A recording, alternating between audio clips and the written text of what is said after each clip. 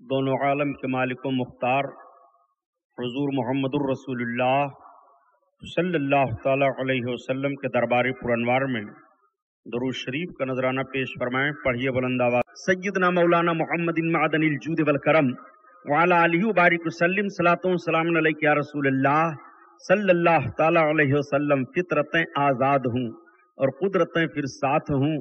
بات بس اتنی سی ہے کہ مسلم بن جائے کوئی. نشیمن جل رہا ہے اور دھواں اٹھا ہے. نشیمن جل رہا ہے اور دھواں اٹھا ہے. لوگ کہتے ہیں کہ ساون کی گھٹا چھائی ہے. مرحبا جرات ابن حیدر، سر دے دیا بات نہ جانے دی، اور اسلام کے دامن میں اس کے سوا کیا ہے. یک ضرب ید اللہ یک سجدہ شبیری. قتل حسین اصل میں مرگ یزید ہے. اسلام زندہ ہوتا ہے ہر کربلا کے بعد. قتل حسین اصل میں مرگ یزید ہے. اسلام زندہ ہوتا ہے ہر کربلا کے بعد. اور کیا بات رضا اس چمنستان کرم کی، کیا بات رضا اس چمنستان کرم کی. زہرا ہے کلی جس میں حسین و حسن پھول. سرتابہ قدم ہے تنے سلطان زمن پھول. لب پھول، دہن پھول، زقن پھول، بدن پھول. حضرات، میں نے آپ سے عرض کیا تھا کہ خلیفہ دوم اللہ کے رسول صلی اللہ تعالی علیہ وسلم کے شیدائی حضرت عمر فاروق اعظم رضی اللہ تعالی عنہ نے 10 سال تک آقا کریم صلی اللہ تعالی علیہ وسلم کے بتائے ہوئے اصولوں پر خلق خدا کی دیکھ بھال کرتے رہے، عمارت کا کام انجام دیتے رہے، اور شریعت اسلامیہ کے اصول و ضوابط کو لوگوں کے سامنے پیش کر کر کے نبی کونین صلی اللہ تعالی علیہ وسلم کی مقدس حسوہ حسنہ پر عمل کرنے کی ترغیب دلاتے رہے. وہ حضرت فاروق اعظم، اللہ اکبر، جن کے مقام و مرتبہ کا عالم یہ ہے کہ اللہ کے حبیب صلی اللہ تعالی علیہ وسلم کے مقدس پہلو میں حضرت عمر فاروق اعظم کا مزار پاک ہے. جب آپ کی شہادت کا معاملہ پیش آیا اور حضرت عمر فاروق اعظم پر خنجر لگا، حضرت عمر فاروق اعظم نے جب دیکھا کہ مجھ کو کلمہ پڑھنے والے نے نہیں مارا ہے بلکہ ایک مجوسی نے مارا ہے، تو حضرت عمر فاروق اعظم اپنے رب کا شکر ادا کرتے ہیں. اے پروردگار، کسی مسلمان نے میرے اوپر حملہ نہیں کیا، میں تیرا لاکھ لاکھ شکر گزار ہوں. حضرت عمر فاروق اعظم رضی اللہ تعالیٰ عنہ نے ارشاد فرمایا اور وصیت کی، اے لوگو، سرکار دو عالم صلی اللہ تعالی علیہ وسلم کی مقدس محبوبہ زوجہ عائشہ صدیقہ سے پوچھو اور اجازت لے لو، اگر وہ مجھ کو آقا کریم صلی اللہ علیہ وسلم کے قدم پاک میں دفن ہونے کے لیے اجازت دے دیں تو مجھے وہیں دفن کر دینا. چنانچہ حضرت ام المومنین عائشہ صدیقہ رضی اللہ تعالی عنہا سے جب پوچھا گیا تو آپ راضی ہو گئیں. میرے آقا کی یہ محبوبہ زوجہ اور ام المومنین حضرت عائشہ صدیقہ کیوں نہ راضی ہوتی؟ ایک موقع پر میرے آقا نے ارشاد فرمایا تھا کہ جو آدمی زمین کی جس مٹی سے بنا ہوتا ہے اس کی تدفین اسی مٹی میں ہوتی ہے. میں اور ابو بکر اور عمر، ہم تینوں کا خمیر ایک ہے. ہم تینوں ایک جگہ کی مٹی سے پیدا کیے گئے ہیں. اللہ کے حبیب صلی اللہ تعالی علیہ وسلم بشارت دے رہے ہیں. پہلے تو میرے آقا نے ارشاد فرمایا کہ جس زمین کی جس مٹی سے جس جہاں کے جو بنایا جاتا ہے جس کا خمیر، وہ وہیں دفن کیا جاتا ہے. اور اس کے بعد میرے آقا ارشاد فرماتے ہیں عمر، ابو بکر اور میں زمین کے ایک جگہ کی مٹی سے بنائے گئے ہیں. اللہ کے حبیب نے پہلے اشارہ دے دیا ہے کہ جہاں میں رہوں گا وہیں ابو بکر رہیں گے، جہاں میں رہوں گا وہیں عمر رہیں گے. اور کسے کہتے ہیں علم غیب؟ ذرا دیکھو نبی کونین صلی اللہ علیہ وسلم نے کس طرح سے اشارہ فرمایا ہے. اللہ کے حبیب صلی اللہ تعالی علیہ وسلم فرماتے ہیں، اور حضرت عائشہ صدیقہ سرکار کی محبوبہ ام المومنین سے جب اجازت طلب کی جاتی ہے تو آپ اجازت دے دیتی ہیں. اب صحابہ کا مشورہ ہونے لگا کہ حضرت عمر فاروق اعظم کی کے وصال شریف کے بعد مسلمانوں کا امیر کون بنے. بڑے بڑے صحابی موجود ہیں. حضرت عبد الرحمن ابن عوف ہیں، حضرت عبیدہ بن جراح ہیں، حضرت سعد بن وقاص ہیں، حضرت علی کائنات ہیں، حضرت عثمان غنی ہیں. یہ اولو العزم صحابہ کرام تھے جو بڑے بڑے जंगों को और भारी भारी लड़ाइयों को फतह करके आकाए करीम सल्लल्लाहु ताला अलैहि वसल्लम की बारगाह में दीवानावार हाजिर हुआ करते थे। ये अजीम सहाबे किराम मौजूद हैं। मशवरा होने लगा कि हजरत उमर फारूक आजम के बाद अब किसको खलीफा नामजद किया जाए। हजरत अबू बकर ने तो अपने हयात ज़ाहिरी में हजरत उमर को खलीफा बना दिया था, लेकिन अब हजरत उमर के बाद किसको खलीफा बनाया जाए। हजरत उमर ने किसी को खलीफा नहीं बनाया था। हजरत उमर ने छोड़ दिया था कि मेरी निगाह में उस्मान और अली हैं। उस्मान और अली दोनों को मुसलमानों के सामने पेश किया जाए और मुसलमान हजरत उस्मान हजरत अली दोनों में से जिसको अपना खलीफा मुंतखब कर ले वही खलीफा बना दिया जाएगा। इतना इशारा, इतना फरमान हजरत उमर फारूक आजम रदी अल्लाह ताला अन्हु ने जारी फरमा दिया था। अब आओ जरा देखो कितने साल तक हजरत उमर फारूक आजम ने खिलाफत की है। कमो बेश 10 बरस तक। 10 बरस आपकी खिलाफत का जायजा लेने के बाद मौरखीन ने और पूरी दुनिया का सर्वे करने के बाद मजहब मिल्लत के माहौल में लोगों ने यही फैसला दिया और यही लिखा कि हजरत उमर बिन खत्ताब नबी कौनैन सल्लल्लाहु अलैहि वसल्लम के दूसरे खलीफा अगर 10 बरस और खलीफा हो जाते तो दुनिया में कोई गोशा ऐसा बाकी न बचता कि जहां के लोग इस्लाम कबूल न कर लेते। आप जरा तारीख का जायजा लें। दौर फारूकी में बहुत फतूहात हुई हैं। हजरत फारूक आजम रदी अल्लाह ताला अन्हु के दौर में बैतुल मुकद्दस फतह हुआ। बैतुल मुकद्दस की सबसे पहली फतह हजरत उमर फारूक आजम के दौर में हुई। अल्लाह के रसूल सल्लल्लाहु ताला अलैहि वसल्लम ने सहाबा के सामने एक मर्तबा इरशाद फरमाया था, उखरुजुल यहूदा वन नसारा मिन जजीरतिल अरब, अरब के जजीरा से नसरानियों को यहूदियों को निकाल दो। हजरत उमर फारूक आजम की खिलाफत का जब दौर आया और बैतुल मुकद्दस फतह हो गया तो हजरत उमर फारूक आजम ने ऐलान फरमा दिया था कि अरब के हुदूद में अब ना कोई नसरानी रह सकता है ना कोई यहूदी रह सकता है, और सारे नसरानी और यहूदियों को निकाल दिया था। रसूलुल्लाह के फरमान पर हजरत उमर फारूक आजम ने इस तरह से अमल फरमाया। आप जरा सा जायजा लें। नबी फरमाते हैं कि जजीरतुल अरब में यहूदियों का दाखिला ना हो, जजीरतुल अरब में नसरानी दाखिल ना किया जाए, लेकिन यह वक्त का अलमिया नहीं है तो और क्या है मुसलमानों। ये सीरत रसूल को मेट देना नहीं है तो और क्या है। रसूल कौनैन सल्लल्लाहु ताला अलैहि वसल्लम के फरमाने आलिशान पर बजाय अमल करने के नबी के इस फरमान को छुपा करके मुसलमानों को गुमराह करने का तरीका नहीं है तो और क्या है। कि आज वही हिजाज मुकद्दस, आज वही सूबे नजद, जिन दोनों सूबों को मिला करके आज सऊदी हुकूमत कहलाई जाती है, जजीरे अरब का एक हिस्सा है। आज उसी मक्कतुल मुकर्रमा से सिर्फ 150 किलोमीटर की दूरी पर नसारा की फौज उतारी जा रही है। इस्लाम के दुश्मनों को खुराक पेश किया जा रहा है, उनके ताईश का सारा इंतजाम किया जा रहा है। मैं आपसे पूछना चाहता हूँ, मक्का और मदीना शरीफ के ताल्लुक से जो अपने आप को इस वक्त खादमुल हरमैन कहलाते हैं, उनको खादमुल हरमैन बनने का कोई हक नहीं है, इसलिए कि रसूलुल्लाह के कानून के खिलाफ किया जा रहा है। नबी ने तो इरशाद फरमाया था कि जजीरे अरब में कोई यहूदी कोई नसारा न रहने पाए। ये सरकार का फरमान है। और इस पर और किसने अमल किया था, जरा तारीख का जायजा तो लो। इस्लामी तारीखें पढ़ करके अपने माजी की तरफ पलटो तो। इसीलिए प्यारे मैं कभी कभी कह दिया करता हूँ, वो फजूल समझकर जिसे बुझा दिया हमने, वो फजूल समझकर जिसे बुझा दिया हमने, वही चिराग जलाओ तो उजाला होगा, वही चिराग जलाओ तो उजाला होगा। और प्यारे बड़े दिल जले ने कह दिया कि वो अंधेरे ही भले थे कि कदम राह पे थे, वो अंधेरे ही भले थे कि कदम राह पे थे, रोशनी लाई है मंजिल से बहुत दूर हमें। आप जरा तारीख का जायजा लें।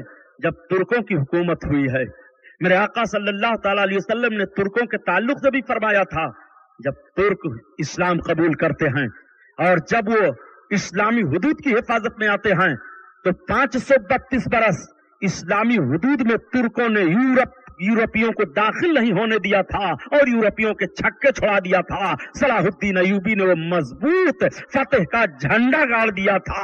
हजरत उमर फारूक आजम के दौर में बैतुल मुकद्दस पहली बार फतेह होता है और दूसरी मर्तबा हजरत सलाहुद्दीन अय्यूबी के दौर में फतह होता है। सलाहुद्दीन अय्यूबी कौन थे, जुमला आ गया तो मैं बताता चलूं। यह तारीख का वो मर्द मुजाहिद है कि 300 खासाने खुदा का सरदार है। अल्लाहु अकबर वलायत का वो दर्जा हजरत सलाहुद्दीन अय्यूबी को हासिल है। सलाहुद्दीन अय्यूबी ने जब बैतुल मुकद्दस को फतेह किया था تو فتح کرने के बाद सलाहुद्दीन अय्यूबी ने कहा आर्नड को गिरफ्तार किया जाए। यह आर्नड कौन था? बैतुल मुकद्दस का हुक्मरान था। यरूशलेम की जिम्मेदारी उसको सौंपी गई थी हुकूमत करने की। उसको गिरफ्तार किया गया। हजरत सलाहुद्दीन अय्यूबी ने हुक्म जारी फरमा दिया कि जितने कैदी हैं अगर ये फिदिया दे करके अपने आप को छुड़ाना चाहते हैं तो छुड़ा लें, इजाजत दी जा रही है। सारे लोगों ने फिदिया दे दे करके अपने आप को छुटकारा हासिल करना शुरू किया।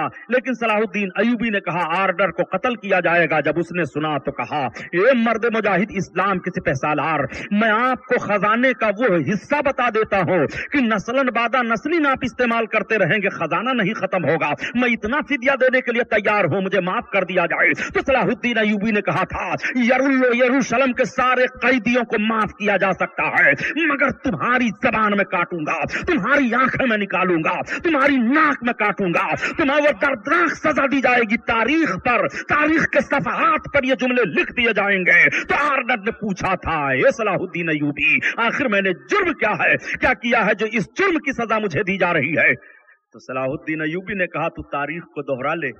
जब तूने 12 हाजियों को गिरफ्तार किया था और 12 हाजियों ने कहा था कि हम बैतुल्लाह शरीफ को हज करने जा रहे हैं, तो तूने कहा था कि हमारे यरूशलेम से कोई हज करने के लिए नहीं जा सकता है, तुम कैसे जा रहे हो? तो उन लोगों ने कहा था ए बैतुल मुकद्दस यरूशलेम के हुक्मरान, हम पैगंबर इस्लाम नबी आखिरुज़्ज़मा का वास्ता देते हैं, तू हमें छोड़ दे, हमको हज करने के लिए जाने दे। तो तूने कहा था कि बुलाओ अपने नबी को मदद के लिए। बोल, तूने कहा था कि नहीं कहा था? याद कर तू तारीख, तूने वो जुमला दोहराया था कि नहीं कि बुलाओ अपने नबी को मदद के लिए। हान तसरो अनाले मोहम्मद अलैहिस्सलातु तस्लीम, मैं मोहम्मद की तरफ से बदला लेने के लिए तैयार हूँ। तेरी गुद्दी आज चीर दूंगा। गुस्ताख रसूल है तू, रसूलुल्लाह का गुस्ताख कभी भी माफ नहीं किया जाएगा।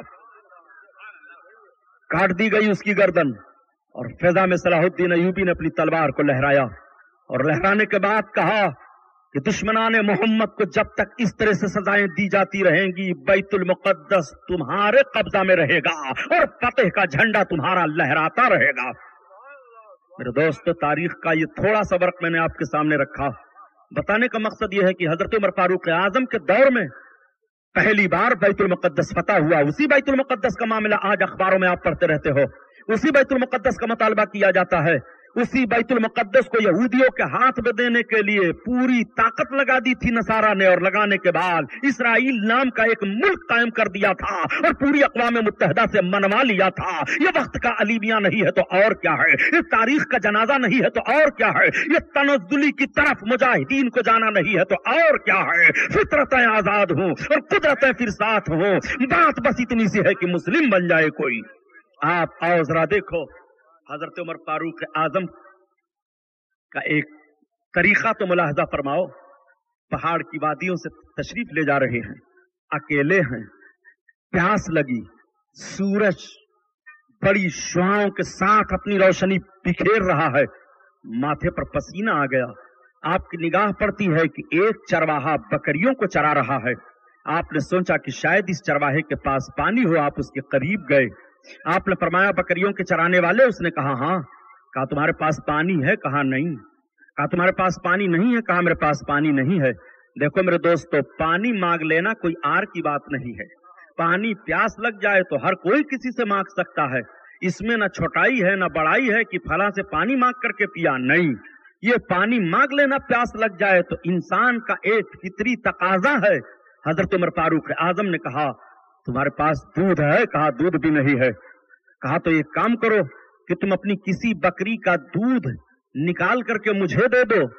कहा आप हमसे वो काम करवा रहे हैं, ये मेरी बकरियां नहीं हैं, मैं कैसे बकरी का दूध निकाल करके दे दूं? कहा तुम्हारी बकरियां नहीं है। कहा फिर किसकी है? कहा मेरे मालिक की बकरियां हैं, मैं चरवाहा हूं, मैं उजरत पर चरा रहा हूं। कहा तो एक काम करो कि तुम कोई बकरी हमारे हाथ पर कीमतन दे दो। कहा मैं अपने मालिक के अमानत में खयानत कैसे कर सकता हूं, मैं सिर्फ चरवाहा हूं, मुझे बेचने की इजाजत नहीं है, मैं अपनी किसी बकरी को नहीं दे सकता हूं। कहा मैं जब शाम को जाता हूं तो मेरा मालिक अपनी बकरियों को शुमार करता है, अगर मैं बेच दूंगा एक बकरी नहीं रहेगी तो मैं अपने मालिक को जवाब क्या दूंगा? कहा क्या तुम्हारा मालिक ये नहीं देखता है कि कभी कभी तुम्हारे रेवड़ों से जानवर बकरियों को उठा ले जाए? कहा हाँ उठा ले जाता है जानवर, मैं बता देता हूं कि जानवर उठा ले गया है, मेरा मालिक मुझे कुछ नहीं कहता है। کہا تو پھر میرے ہاتھ پر ایک بکری دے دو، ایسے ہی تم اپنے جانور سے کہہ دینا۔ حضرت عمر فاروق اعظم نے دیکھا کہ چرواہا دیانتدار معلوم ہو رہا ہے تو اس کا امتحان لینے لگے، سوال پر سوال آپ کرنے لگے۔ آپ نے فرمایا کہ تو نہیں دے سکتا ہے؟ کہا میں قطعاً نہیں دے سکتا ہوں، نہ دودھ دے سکتا ہوں نکال کر، نہ بکری بیچ سکتا ہوں، نہ آپ کو دودھ نکالنے کی اجازت دے سکتا ہوں، اس لیے کہ میری ذمہ داری چرواہے کی ذمہ داری ہے۔ میں ان بکریوں کو اپنے مالک کے سامنے لے جاتا ہوں، جو بکریاں دودھ دینے والی ہیں میرا مالک دودھ نکالتا ہے، اب میرے مالک کا اختیار ہے وہ اپنا دودھ بیچے یا کسی کو دے، میں نہیں دے سکتا ہوں۔ حضرت عمر فاروق اعظم نے فرمایا اے بکریوں کے چرانے والے، کیا تم مجھ کو پہچانتا ہے کہ نہیں؟ کہا میں جانتا ہوں آپ وہ آدمی ہیں کہ آپ مجھ کو اپنے مالک کی امانت میں خیانت کرنے کے لیے کہتے ہیں۔ حضرت عمر فاروق اعظم نے فرمایا اے چرواہے، جب تو نے پہلا لفظ کہا تھا کہ میں اپنے مالک کی امانت میں خیانت نہیں کروں گا تو میں نے جستجو شروع کر دی تھی اور میں تیرا امتحان لینے لگا تھا۔ سن، میں عمر ابن خطاب ہوں، اتنا سننا تھا چرواہا کانپ جاتا ہے۔ آپ نے فرمایا تجھے کانپنے کی ضرورت نہیں ہے، سجدہ شکر میں گر جاتے ہیں اور عرض کرتے ہیں اے پروردگار عالم، عمر ابن خطاب کے دور حکومت میں اگر چرواہے ایسے امانت دار ہیں تو رحمتوں کی برسات ہوتی رہے گی، زمین پر خیر کا نزول ہوتا رہے گا، امن و امان کا چراغ جلتا رہے گا، امن کی شعائیں پھیلتی رہیں گی، ایک انسان انسانیت کے روپ میں رات اور دن گزارتا ہوا اپنی زندگی کو بتاتا ہوا چلا جائے گا۔ وہ حضرت عمر ابن خطاب کی شان ہے۔ آپ ذرا ملاحظہ فرمائیں، اس دور کے چرواہے اتنے دیانتدار ہیں۔ آج آپ کو حضرت عمر فاروق اعظم کی زندگی سے سبق حاصل کرنا چاہیے کہ آپ اپنے مالک، آپ اپنے سیٹھ، آپ اپنے ذمہ دار کی امانت میں خیانت نہ کریں، چاہیے کہ آپ جس کی ذمہ داری میں ہوں اس کی وفاداری نبھائیں۔ حضرت عمر فاروق اعظم رضی اللہ تعالیٰ عنہ، اللہ اکبر، یہ آپ کی شان ہے۔ پہلو نبی صلی اللہ تعالیٰ علیہ وسلم میں دفن کیے جاتے ہیں۔ حضرت عمر فاروق اعظم کے دفن ہونے کے بعد اب مسئلہ اٹھا کہ کس کو خلیفہ بنایا جائے۔ کچھ لوگوں نے کہا حضرت عثمان کو بنا دیا جائے، کچھ لوگوں نے کہا حضرت علی کو بنایا جائے۔ حضرت عبیدہ بن جراح کو پیش کیا گیا اور کہا گیا کہ آپ کو اللہ کے رسول امین الامت فرمایا کرتے تھے، امت کے امین ہو، اس لیے آپ خلافت کی ذمہ داری قبول فرما لو۔ آپ نے فرمایا نہیں، مجھے خلافت کا بوجھ نہ دیا جائے۔ حضرت عثمان سے کہا گیا تو آپ نے فرمایا مجھے خلافت کا بوجھ نہ دیا جائے۔ حضرت علی سے کہا گیا تو آپ نے فرمایا مجھے خلافت کا بوجھ نہ دیا جائے۔ اب سارے صحابہ آپس میں مشورہ کر کے یہ طے کر لیتے ہیں کہ یا تو خلیفہ علی کو بنایا جائے یا تو خلیفہ عثمان کو بنایا جائے۔ اب یہ دونوں حضرات ہیں، اللہ کی مشیت تو دیکھو، جب کچھ لوگ کہہ دیا کرتے ہیں کہ بلا فصل خلیفہ حضرت علی ہیں، میرے پیارے دوست بلا فصل خلیفہ کیسے مانتے ہو؟ اللہ اپنے محبوب کے شیدائیوں کو نواز رہا ہے۔ حضرت ابو بکر صدیق کو دنیا سے پہلے جانا ہے، وہ پہلے خلیفہ ہو گئے۔ حضرت عمر فاروق اعظم کو اس کے بعد جانا ہے، وہ دوسرے خلیفہ ہو گئے۔ حضرت عثمان غنی کو تیسرے مرتبے میں جانا ہے، وہ تیسرے خلیفہ ہو گئے۔ سب سے بعد میں حضرت علی کو جانا ہے، حضرت علی چہارم خلیفہ ہوئے۔ تم حضرت علی کو چہارم خلیفہ تسلیم بھی کر رہے ہو اور یہ بھی کہہ رہے ہو کہ حضرت علی بلا فصل خلیفہ ہیں۔ یہ تمہاری دیانت داری نہیں ہے، یہ تمہارا ایک مفروضہ ہے۔ اور ذرا دیکھو، اب حضرت عثمان اور حضرت علی سے پوچھا جا رہا ہے۔ چند معزز صحابہ مثلا جیسے حضرت عبد الرحمن ابن عوف، حضرت سعد بن وقاص، حضرت عبیدہ بن جراح، حضرت ابو ہریرہ اور دوسرے جملہ اصحاب حضرت عثمان سے کہتے ہیں کہ سارے صحابہ کا مشورہ ہو گیا کہ آپ دونوں میں سے کوئی خلیفہ بنے، تو آپ کو اگر بنایا جائے تو حضرت عثمان نے فرمایا نہیں۔ کہا علی کو بنا دیا جائے تو کہا علی کو بنا دیا جائے، میں تائید کرنے کے لیے تیار ہوں۔ حضرت علی سے جب پوچھا گیا تو حضرت علی نے فرمایا کہ میں تائید کرنے کے لیے تیار ہوں، حضرت عثمان غنی کو بنایا جائے۔ اب سارے صحابہ نے زور دے کر کے حضرت عثمان غنی کو خلیفہ بنایا۔ اللہ کے حبیب صلی اللہ تعالی علیہ وسلم کے تیسرے خلیفہ حضرت عثمان غنی ہوئے۔ یہ حضرت عثمان غنی کون ہیں؟ حضرت عثمان غنی وہ ہیں کہ حضرت عثمان غنی کو حضرت ابوبکر صدیق ملے۔ حضرت ابوبکر نے سرکار کی تعریفیں بیان کی تو حضرت عثمان نے کہا ابو بکر ابن قحافہ مجھے اللہ کے رسول کے پاس لے چلو۔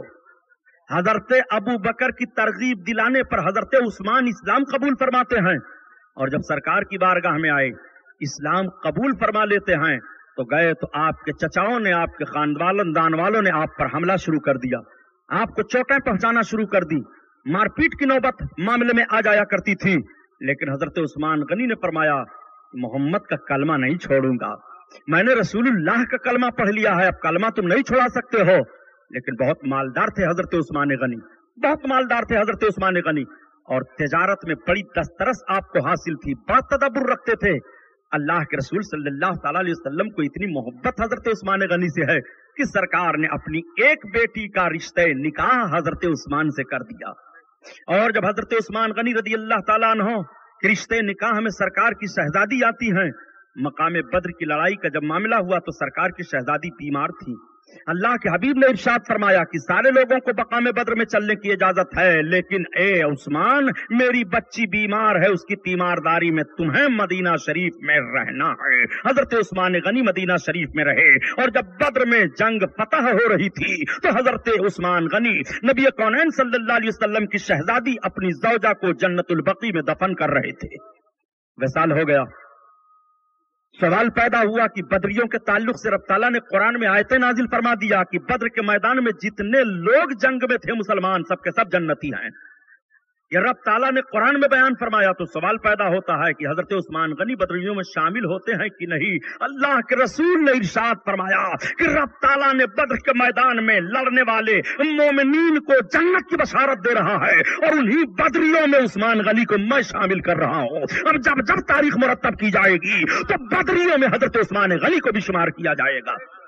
اللہ کے رسول کا اختیار تو ملاحظہ فرماؤ، قرآن تو نشاندہی کر رہا ہے کہ بدری وہی لوگ ہیں جو لوگ مقام بدر میں تلوار لے کر کے محبوب کے قدموں میں قربان ہونے کے لیے گئے ہیں، لیکن اللہ کے نبی، اللہ کے حبیب حضرت عثمان غنی کو بھی فرما رہے ہیں کہ بدریوں میں سے عثمان بھی تھا۔ اسی طریقے سے حضرت عثمان غنی کو مال غنیمت کا حصہ دیا جاتا ہے۔ تبھی تو اعلیٰ حضرت عظیم البرکت فرماتے ہیں کہ تو اپنے نبی کی شان کو دیکھنا چاہتا ہے، کون دیتا ہے دینے کو منہ چاہیے، کون دیتا ہے دینے کو منہ چاہیے، منہ چاہیے، اور دینے والا ہے سچا ہمارا نبی، ہمارا نبی۔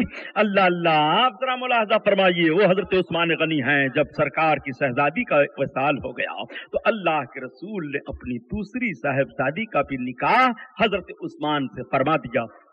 آقا ارشاد فرماتے ہیں اگر میرے پاس اور بیٹیاں ہوتی تو یہ کے بعد دیگرے میں عثمان کے ساتھ نکاح کر دیتا۔ عثمان وہ شرمیلے ہیں، وہ حیادار ہیں کہ فرشتے ان سے شرم کرتے ہیں۔ حضرت عثمان غنی کی حیا بڑی مشہور ہے، بڑے شرمیلے تھے۔ حضرت عثمان غنی کے شرم و حیا کا حال یہ تھا کہ دو شیزہ لڑکیاں اس طرح شرم و حیا نہیں کر پاتی ہیں۔ مورخین نے بلا تفصیل سمجھو جو بتایا ہے کہ حضرت عثمان غنی کو شرم و حیا تھا۔ یہ شرم و حیا ایمان کے درجوں میں سے ایک درجہ ہے۔ الحیاء شعبۃ من الایمان، رسول اللہ کا فرمان ہے کہ حیا ایمان کا درجہ ہے۔ اب آپ ذرا غور فرمائیے کہ آپ کو حیا ہے کہ نہیں، آپ کو شرم ہے کہ نہیں۔ حضرت عثمان غنی ایسے حیادار ہیں کہ فرشتے ان سے شرم فرماتے ہیں۔ میرے دوست، نبی کونین کے اس جملے پر غور تو فرماؤ کہ حیا ایمان کا درجہ ہے۔ بے حیائی کی طرف کیوں بھاگ رہے ہو؟ آج جو چیزیں حیا کو توڑنے والی ہیں وہ بے حیائی کہلاتی ہیں۔ مسلمان ایمان رکھنے والا بے حیائی کی طرف نہیں جاتا ہے، اس لیے کہ بے حیائی بے ایمان ہونے کی پہچان بتائی گئی ہے، اور حیادار ہونا یہ ایمان کا درجہ بتایا گیا ہے۔ اس لیے حیادار بنو، حیا کرو، شرم کرو۔ کس سے حیا کرو گے؟ حیا کا مفہوم کیا ہوتا ہے، اس پر ایک الگ تقریر ہو جائے گی۔ بات چل رہی ہے حضرت عثمان غنی رضی اللہ تعالیٰ عنہ کی۔ حضرت عثمان غنی کا احترام ذرا دیکھو۔ حضرت عثمان غنی رضی اللہ تعالیٰ عنہ جب سرکار کے دست پاک پر، دست نبوت پر اپنے ہاتھ کو رکھ کر کے اسلام قبول کیے، داہنے ہاتھ کو سرکار کے دست کریم میں دیا تھا حضرت عثمان غنی نے، اسی تاریخ سے حضرت عثمان غنی نے اپنے داہنے ہاتھ کو کبھی بھی شرم گاہ پر لگایا نہیں۔ احترام ملاحظہ کرو، نبی کو اپنی طرح سمجھنے والوں، رسول اللہ صلی اللہ علیہ وسلم کے شہدائی کی محبت ملاحظہ فرماؤ۔ حضرت عثمان غنی فرماتے ہیں کہ جب سے میں نے اپنے اس ہاتھ کو نبی کے ہاتھ پر رکھا ہے، میں نے کبھی بھی اپنی شرمگاہ پر نہیں لگایا۔ وہ احترام ہے حضرت عثمان غنی کا۔ आप जरा कुर्बान जाओ हजरत उस्मान गनी पर। अल्लाह अकबर। हजरत उस्मान गनी नबी कौनैन सल्लल्लाहु अलैहि वसल्लम की बारगाह में एक मर्तबा हाजिर आए।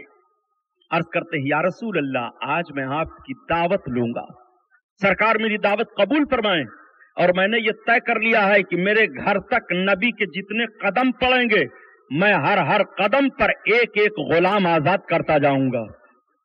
एक एक गुलाम को आजादी मिलेगी। जरा ज़हन फिक्र देखो, अब तो गुलामी का दौर ऐसा रह नहीं गया।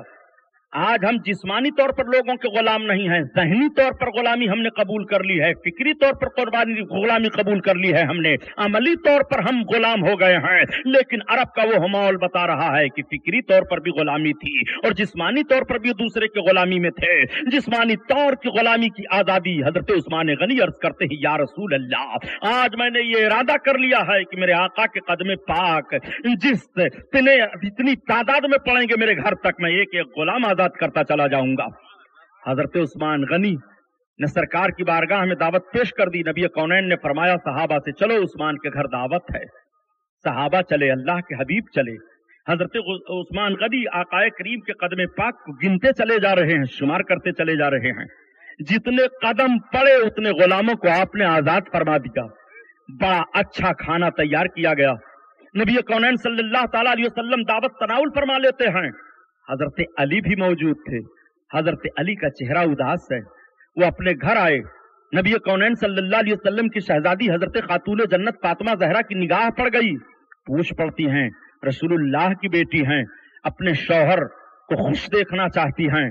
अर्ज करती हैं, अली, आज आपका चेहरा उदास लग रहा है, आज आपके चेहरे पर हंसी खुशी के आसार नहीं दिखाई दे रहे हैं, मामला क्या है? हजरत अली कुछ नहीं बोले।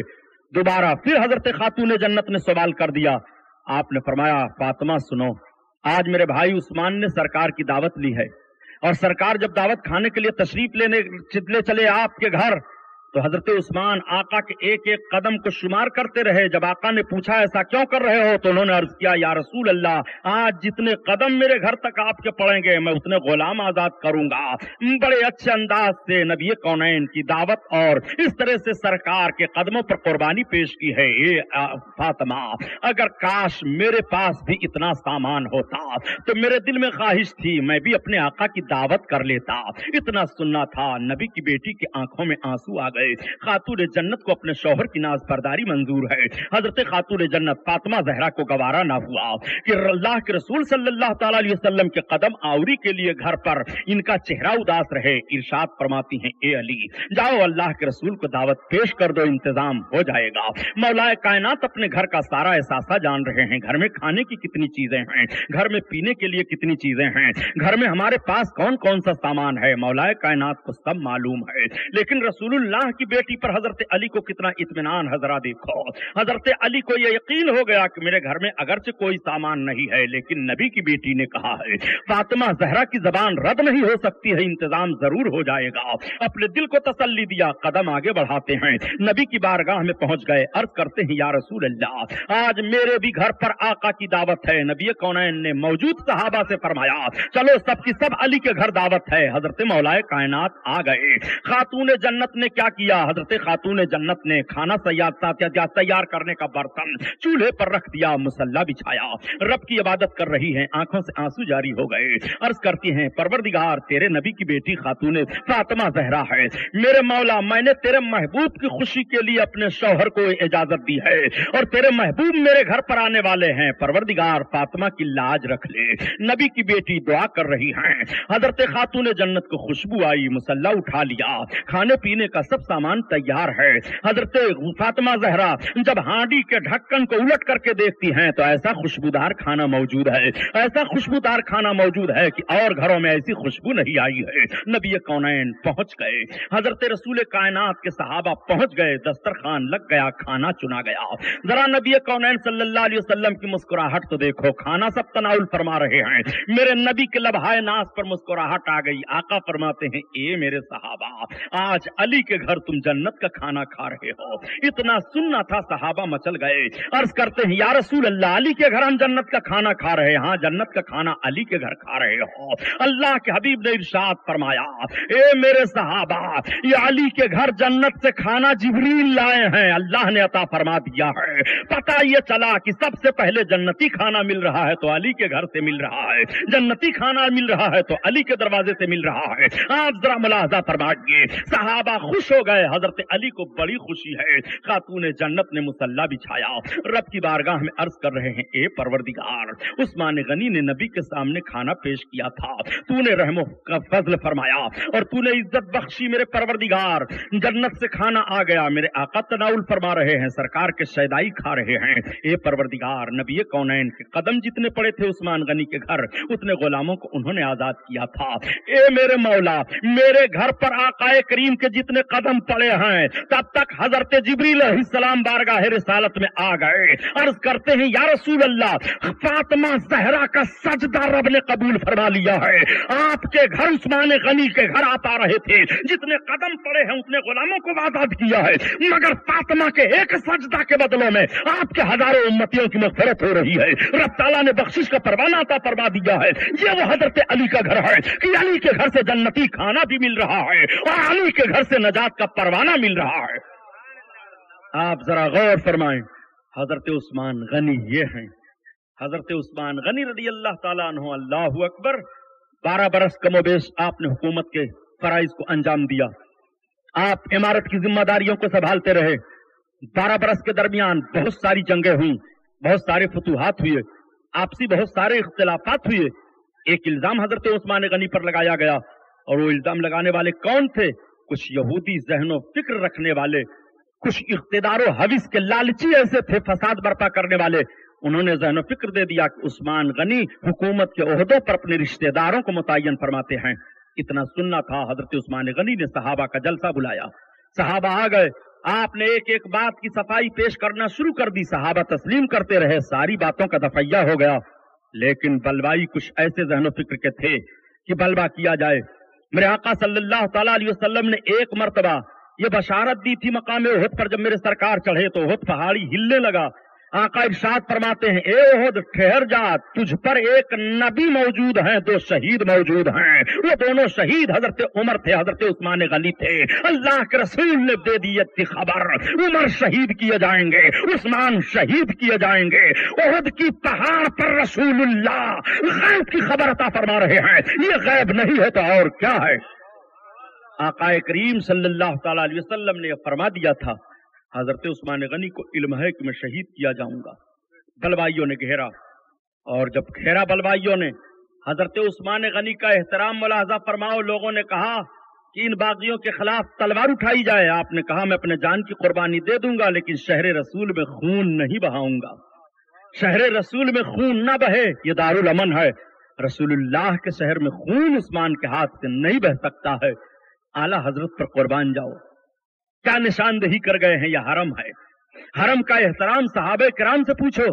हजरत उस्मान गनी ने हरम पाक का एहतराम कैसे किया? मदीन हरम की ज़मीन और कदम रख के चलना, हरम की ज़मीन और कदम रख के चलना।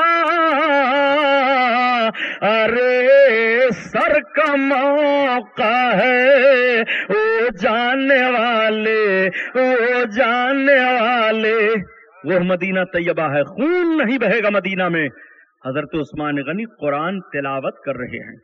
हजरत मौलाए कायनात ने देखा कि मामला बहुत बिगड़ गए हैं। हजरत इमाम हसन को बुलाया, इमाम हुसैन को बुलाया।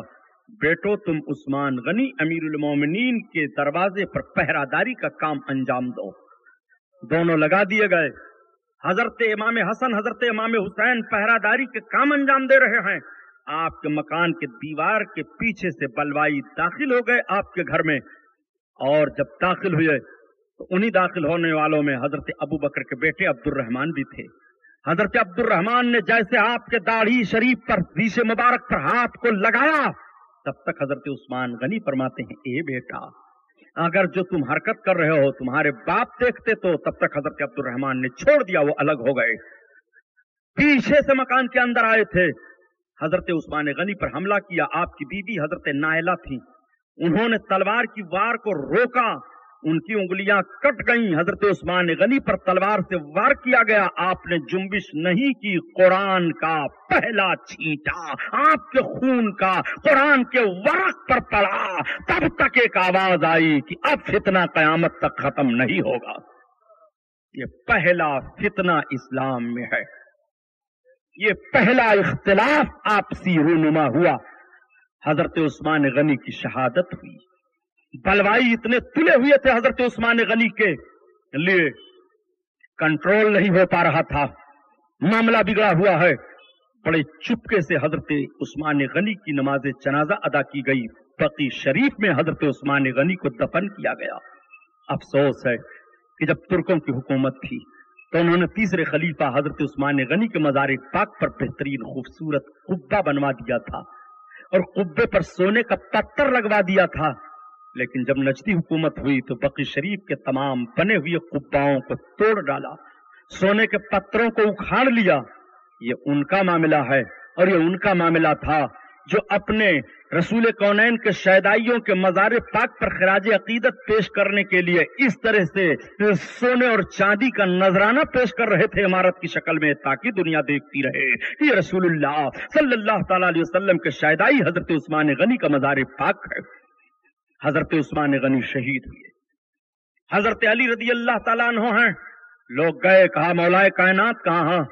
आप खिलाफत की जिम्मेदारी संभालिए। आपने फरमाया नहीं, मुझसे नहीं हो पाएगा, खिलाफत के बोझ को मैं नहीं संभाल पाऊंगा, मेरे ऊपर ये जिम्मेदारी ना दी जाए।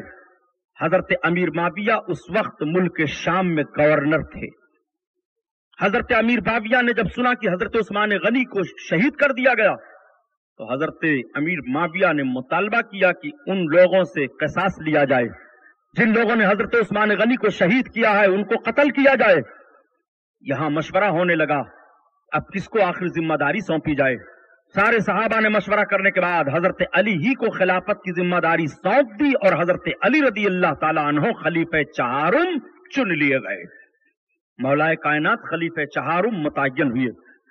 हजरत अली का खलीफे चहारुम होना था कि हजरत अमीर माविया ने शाम से खबर भिजवाई कि अली इब्न अबी तालिब आप खलीफा हो गए हैं। अब आपके ऊपर जिम्मेदारी होती है कि उस्मान गनी रदी अल्लाह ताला अन्हो के कत्ल में जितने लोग मुलव्विस हैं, जितने कातिल हैं, उन सब से क़िताल किया जाए, उनको कत्ल किया जाए, क़िसास लिया जाए। हजरत उस्मान गनी को गनी क्यों कहा जाता है? एक जुमला ये भी आपके जहन में खटकता होगा। ये गनी का खिताब किसने दिया है? अल्लाह के रसूल सल्लल्लाहु अलैहि वसल्लम ने अता फरमाया था। कब अल्लाह के रसूल ने अता फरमाया था? जब जंगे तबूक के मौका पर मेरे सरकार ने सहाबा से चंदा किया था और हजरत उस्मान गनी ने 100 ऊंट साजो सामान के साथ लदा हुआ नबी कौनैन की बारगाह में पेश कर दिया।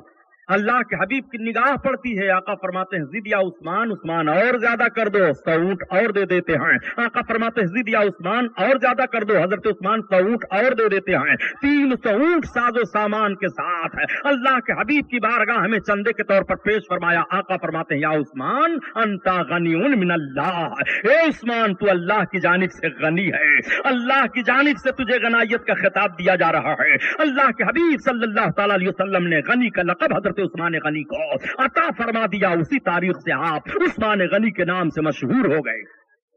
आप जरा गौर फरमाओ, हजरत उस्मान गनी रदी अल्लाह ताला अन्हु की शहादत हुई, मौलाए कायनात खलीफे चहारुम बनाए गए। हजरत अमीर माविया का मुतालबा होने लगा, हजरत अली का मुतालबा हुआ कि अभी कातिल मुतय्यन नहीं हो पा रहे हैं, अभी सही सही पता नहीं लग पा रहा है। देखो, शुबहे की बुनियाद पर फतवा जारी नहीं किया जा सकता है, यह इस्लाम का कानून है। हजरत अमीर माविया भी अपनी जगह पर सही मुतालबा कर रहे हैं। अली आप खलीफा हुए हो, जिम्मेदारी सौंपी गई है तो उस्मान गनी के कातिलों को कत्ल किया जाए, आप क़िसास का मुतालबा कीजिए। और हजरत अली भी अपनी जगह पर अटल हैं और सही हैं। आपका इज्तिहाद भी सही है کہ جب تک قاتلوں کا تعین نہیں صحیح ہو پا رہا ہے کہ بلوے میں کس نے قتل کیا ہے، اس سے قصاص کیسے لیا جائے۔ آج موجودہ دور میں بھی حکومت کا یہی قانون بنا ہوا ہے کہ اگر بلوے میں کوئی مارا جاتا ہے اور بلوے میں کسی کا قتل کیا جاتا ہے تو جج فیصلہ نہیں دے پاتا ہے کہ کس کو قاتل قرار دے کر کے اسے سزا دی جائے۔ بلوے کا مقدمہ بڑا اہم ہوتا ہے، اسی لیے بڑے بڑے ہوشیار لوگ جو ہوا کرتے ہیں موجودہ دور میں سیاسی، اپنے حزب کو، اپنے مخالف کو جب مروانا چاہتے ہیں تو بلوے کی شکل میں مروا دیا کرتے ہیں تاکہ جج کا قلم رک جائے اور فیصلہ نہ کر سکے کہ قتل کی سزا کسے دی جائے، مجرم کس کو ٹھہرایا جائے۔ آج موجودہ دور میں سیاسی حالات میں بھی یہ دستور پایا جا رہا ہے۔ حضرت عثمان غنی کے قاتل متعین نہیں ہو پا رہے ہیں۔ حضرت امیر معاویہ نے فرمایا کہ وہ علی، اگر تمہارے اندر اتنی صلاحیت نہیں ہے، قاتلوں کا تعین نہیں کر پا رہے ہو تو خلافت سے دستبردار ہو جاؤ۔ مولا کائنات دیکھ رہے ہیں کہ خلافت سے دستبردار ہوں گا تو ذمہ داری کون سنبھالے گا۔ آپ نے خبر بھیجوائی کہ میں قاتلوں کو تلاش کر رہا ہوں، قاتلوں کی جستجو جاری ہے، تحقیق کی جا رہی ہے، اس میں کوتاہی نہیں برتی جائے گی۔ اس کو تو میں کل عرض کروں گا یہاں سے۔ آج حضرت علی کے فضیلت پر سنیے، خلیفہ چہارم ہیں، یہ مولا کائنات رضی اللہ تعالیٰ عنہ کون ہیں؟ حضرت علی سرکار کے چچا ابو طالب کے بیٹے ہیں۔ یہ سرکار کے چچا ابو طالب کون ہیں؟ سرکار کے کئی چچا تھے، ابو لہب، ابو طالب، عباس، حمزہ، حارث، کسم، یہ لوگ سرکار کے چچا تھے، جس میں سے ابو لہب کے علاوہ سرکار کے چچاؤں کو ایمان کی دولت مل گئی۔ اللہ کے حبیب صلی اللہ علیہ وسلم کے چچا ابو طالب ہیں۔ ابو طالب کے ایمان کے تعلق سے علماء کا اختلاف ہوا، لیکن محدثین میں حضرت امام بخاری اور دیگر محدثین کا یہ راجح قول ہے کہ علی کے باپ ابو طالب کو ایمان نہیں ملا، اور یہی اعلیٰ حضرت عظیم البرکت نے بھی شرح المطالب کی ایمان ابی طالب میں لکھا ہے۔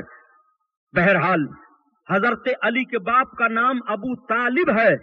ابو طالب یہ کون تھے؟ سرکار کے چچا تھے، اور سرکار سے بڑی محبت رکھا کرتے تھے۔ اتنی محبت سرکار سے رکھتے تھے کہ جب سرکار نے نبوت کا اعلان فرمایا اور کافروں نے مطالبہ کیا مکہ کے لوگوں نے کہ ابو طالب اپنے بھتیجے کو روکو، اگر ان کو مکہ کی سرداری چاہیے تو ہم دینے کے لیے تیار ہیں، کسی حسین و جمیل لڑکی سے شادی چاہیے تو ہم کرنے کے لیے تیار ہیں، ان کو زر و جواہرات چاہیے تو ہم دینے کے لیے تیار ہیں۔ تو حضرت علی کے باپ ابو طالب نے کہا تھا، اے بیٹا، یہ دیکھو کفارانے، یہ دیکھو سرداران مکہ کیا کہہ رہے ہیں۔ تو اللہ کے حبیب نے ارشاد فرمایا، اے چچا، اگر یہ میرے ایک ہاتھ میں سورج کو لا کر کے رکھ دیں اور دوسرے ہاتھ میں چاند کو رکھ دیں، جب بھی اسلام کی تبلیغ بند نہیں کروں گا۔ میں جو کہہ رہا ہوں وہ رب کی طرف سے حق کہہ رہا ہوں۔ انی رسول اللہ، میں اللہ کا رسول ہوں۔ قولوا لا الہ الا اللہ تفلحوا، تم سب کے سب کلمہ پڑھو، فلاح پا جاؤ گے۔ حضرت علی کے باپ ابو طالب خاموش رہے۔ ساتھ وہ اب ان کی موت کا وقت جب قریب آیا، نبی کونین صلی اللہ علیہ وسلم تشریف لے گئے۔ چچا، آپ کلمہ پڑھ لو، بخشش کی ذمہ داری میں لیتا ہوں۔ کلمہ پڑھ لو، ایک مرتبہ اپنے زبان سے کلمہ پڑھ لو، بخشش کی ذمہ داری میں لیتا ہوں۔ تو یہیں پر اختلاف ہو جاتا ہے۔ کچھ محدثین تو کہتے ہیں، تاریخ لکھنے والے، کہ انہوں نے اخیر وقت میں کلمہ پڑھا۔ حضرت دہلان مکی رحمت اللہ تعالی علیہ ان کے ایمان کے قائل ہیں، اور دوسرے بھی علماء قائل ہیں، لیکن راجح قول یہی ہے کہ انہوں نے کلمہ نہیں پڑھا۔ اللہ کے رسول صلی اللہ تعالی علیہ وسلم کے چچا ہیں، انتقال ہو گیا۔ حضرت علی نے آ کر کے عرض کیا کہ یا رسول اللہ، والد کا انتقال ہو گیا، وہ اس دنیا سے گئے۔ اللہ کے رسول نے ارشاد فرمایا کہ جاؤ گڑھا کھود ڈالو، گڑھا کھودنے کے بعد لے جاؤ ابو طالب کو دفن کر دو۔ گڑھا تیار کیا گیا، لے کر کے گئے، حضرت علی کے باپ ابو طالب کو دفن کر دیا گیا۔ ایسے موقع پر بھی باپ کا احترام برقرار رکھا گیا۔ باپ اسلام میں داخل نہیں ہے، لیکن باپ ہے، جب بھی بیٹے کو اپنے باپ کا احترام کرنا ضروری ہے۔ ہاں، جب باپ گناہ کا حکم دے تب بیٹا انکار کر جائے گا کہ میں آپ کا کہنا نہیں مانوں گا۔ بقیہ اور زندگی کے جو لوازمات ہیں، ان لوازمات میں بچے پر ضروری ہے کہ باپ کا احترام کرے۔ ایسا فیصلہ کون دے گا؟ مذہب اسلام کا قانون دے رہا ہے۔ حضرت علی نے اپنے باپ کو دفن کر دیا، چلے آئے۔ حضرت علی رضی اللہ تعالیٰ عنہ اسلام کب لائے تھے؟ 8 برس کی عمر شریف آپ کی تھی حضرت علی کی، آپ کا بچپن تھا، اللہ کے رسول صلی اللہ تعالی علیہ وسلم کی تربیت میں تھے۔ सरकार की खिदमत तो अबू तालिब अली के बाप कर रहे थे। हजरत अली बिल्कुल छोटे हैं, सरकार की खिदमत में बाप ने कर दिया अली को। मोहम्मद अली की तरबियत तुम्हारे जिम्मा है, अली की परवरिश तुम्हारे जिम्मा है। हजरत अली की तरबियत, हजरत अली की परवरिश, निगहदाश्त, देखभाल सब अल्लाह के रसूल कर रहे हैं। जब अल्लाह के रसूल ने इस्लाम का ऐलान किया, हजरत अबू बकर ने कलमा पढ़ा, सरकार की बीवी हजरत खदीजा ने कलमा पढ़ा, ज़ैद इब्ने हारिसा ने कलमा पढ़ा, तो सरकार की बीवी को कलमा पढ़ता हुआ जब हजरत अली ने देखा तो अर्ज किया कि हमको भी आप कलमा पढ़ा लीजिए। मेरे आका ने हजरत अली को कलमा पढ़ाया। बच्चों में सबसे पहले रसूलुल्लाह का कलमा हजरत अली ने पढ़ा। हजरत अली से सरकार को बड़ी मोहब्बत है, तरबियत पा रहे हैं सरकार की बारगाह में। हजरत अली रदी अल्लाह ताला अन्हु को आका मेरे देखते हैं तो इरशाद फरमाते हैं, अना मिनल अली व अलीउन मिन्नी, मैं अली से हूं, अली मुझसे हैं।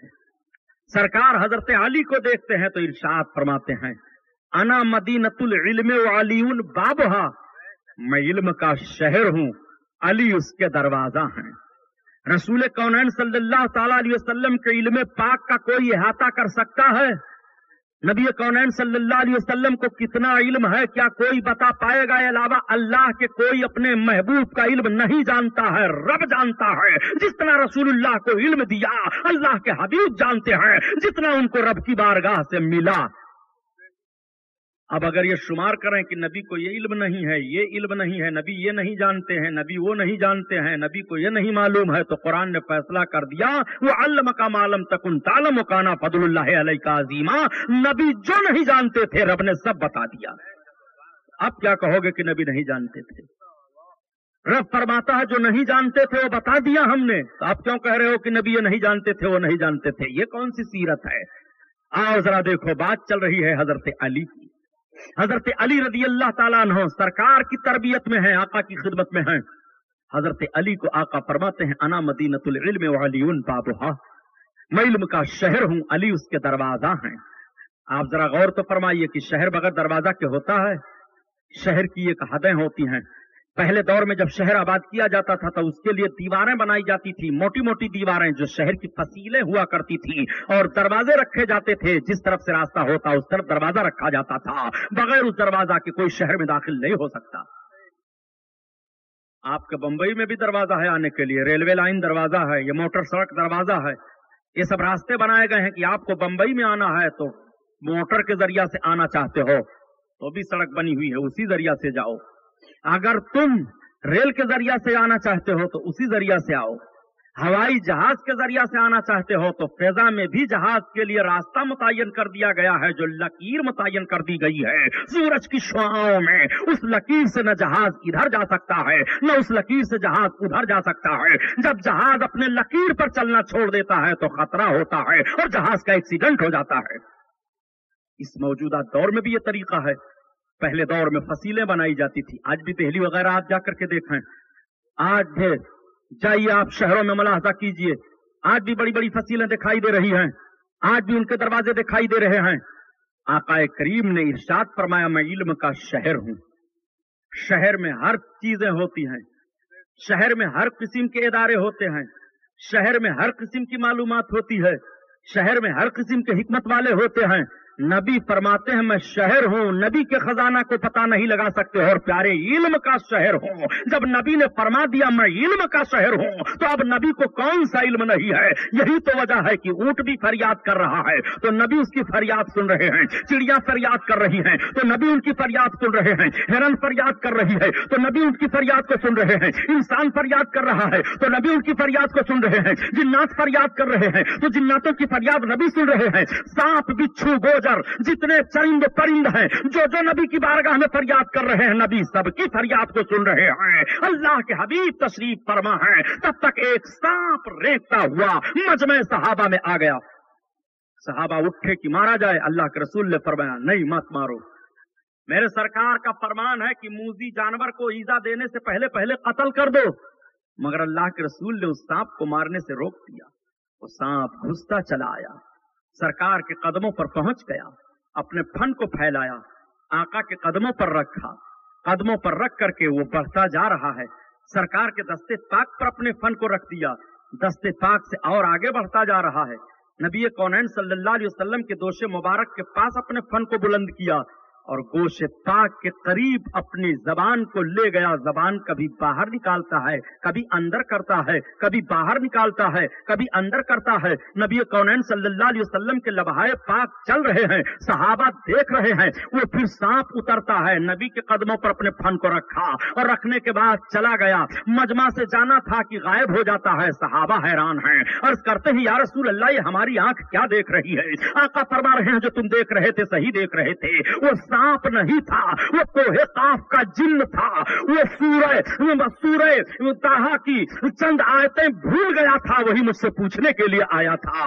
उसको मैं कुरान की आयतें पढ़ करके बता रहा था। रसूलुल्लाह बोल रहे हैं, वो सांप सुन रहा है, सहाबा नहीं सुन रहे हैं। और सांप अर्ज कर रहा है, या रसूल अल्लाह, मैं कुरान की चंद आयतें भूल गया हूं, मुझे बता दीजिए। जो रसूल सांप की आवाज सुन रहे हो, उस रसूल से किस मखलूक की आवाज पोशीदा रहेगी? इसीलिए तो आला हजरत अजीमुल बरकत फरमाते हैं कि तुम्हारे नबी की शान का आलम यह है कि फरियाद उम्मती जो करे हाल जार में, फरियाद उम्मती जो करे हाल जार में, मुमकिन नहीं कि खैर बशर को खबर न हो, खबर न हो। ऐसा हो ही नहीं सकता है कि मुसीबत में उम्मती नबी को पुकारे और नबी कौनैन को खबर न हो। मेरे आका को रब ताला ने वो इल्म अता फरमाया है, वो इल्म दिया है कि लम्हा लम्हा की खबर जान रहे हैं। अना मदीनतुल इल्म व अलीउन बाबुहा, मैं इल्म का शहर हूँ, अली उसका दरवाजा है। कोई कह सकता है कि तो हजरत अली इल्म के शहर के दरवाजा हैं, तो हजरत अबू बकर के लिए तो नबी ने नहीं फरमाया, उमर के लिए तो नहीं फरमाया, उस्मान गनी के लिए तो नहीं फरमाया। मेरे सरकार ने दो ही लफ्ज में इतना जामे और ऐसा पुरमाना बयान दिया है कि ना हजरत अबू बकर महरूम हो रहे हैं इस बयान से, ना हजरत उमर फारूक आजम को मायूसी हो रही है, ना ऐसा है कि हजरत उस्मान गनी को हिस्सा मिले।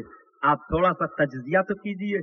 शहर जब तामीर होता है, दीवार जब बनाई जाती है, तो आप ये मुझे बता दें, शहर घर मकान जब तामीर होगा, दीवार बनाई जाएगी तो उसके लिए कोई जमीन होगी कि आसमान और जमीन के दरमियान बना देंगे? उसके लिए दीवार होगी, उसके लिए छत है। मकान तैयार हुआ, दरवाजा मकान में लगता है। अब आप जरा गौर फरमाएं आका के फरमान पर कि नबी फरमाते हैं, अना मदीनतुल इल्म व अलीउन बाबुहा, मैं इल्म का शहर हूँ, अली उसका दरवाजा है। तो आप जरा सा अपना जहन ले जाइए, अना मदीनतुल इल्म वो अबा बकरिन बुनियानहा, वो उमरो जेदारहा, वो उस्मानो सकफहा, वो अलीउन बाबहा, मैं इल्म का शहर हूँ, उसकी बुनियाद अबू बकर है, उसकी दीवार उमर इब्ने खत्ताब है, उसकी छत उस्मान गनी है, वो अलीउन बाबहा, और उस शहर का दरवाजा हजरत अली है।